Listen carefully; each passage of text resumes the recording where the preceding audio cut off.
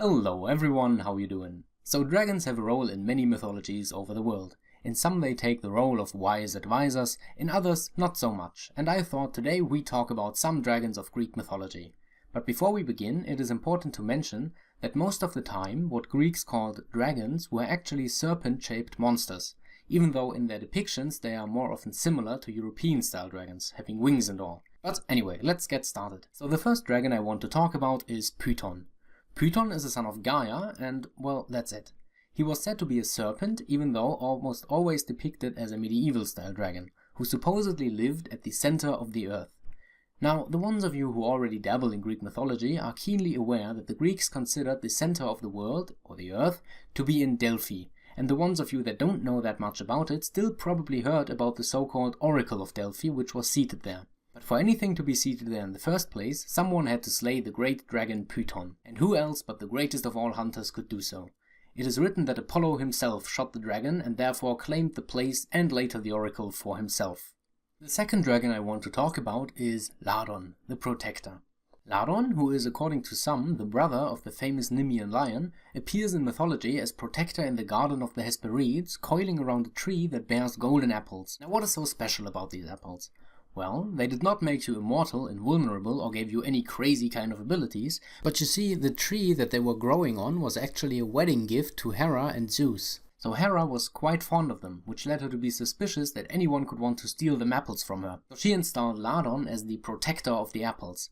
And to be even more vigilant, Lardon is said to have had up to 100 heads, all speaking in different voices and perhaps languages, to warn everyone who dares to step in front of the tree. He was eventually slain by Heracles as he was asked to get apples from within the garden. Side fact, Hera and Heracles didn't get along so well, but more of that another time. So, Puton, protector of Delphi, Lardon, protector of the golden apples. It seems that dragons in Greek mythology often take the role of a protector of something, right? Well, kinda, because the third dragon I briefly want to talk about is also a protector. It is the Kocian Dragon, who doesn't have a name. Well, except for Kocian Dragon. The Kocian Dragon was said to be a giant serpent which appears famously in the story of Jason and the Argonauts.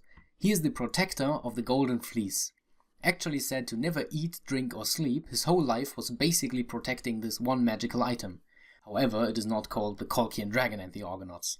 Jason slays the serpent and takes his teeth as they have magical properties to help him on his journey. There's also a version of the story where the witch Medea only puts the dragon to sleep, but later Jason still has the teeth.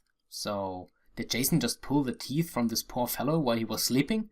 Well, anyway, so I would say, generally speaking, dragons take the role as sort of divine protectors of magical items or places, in most cases being installed by a deity.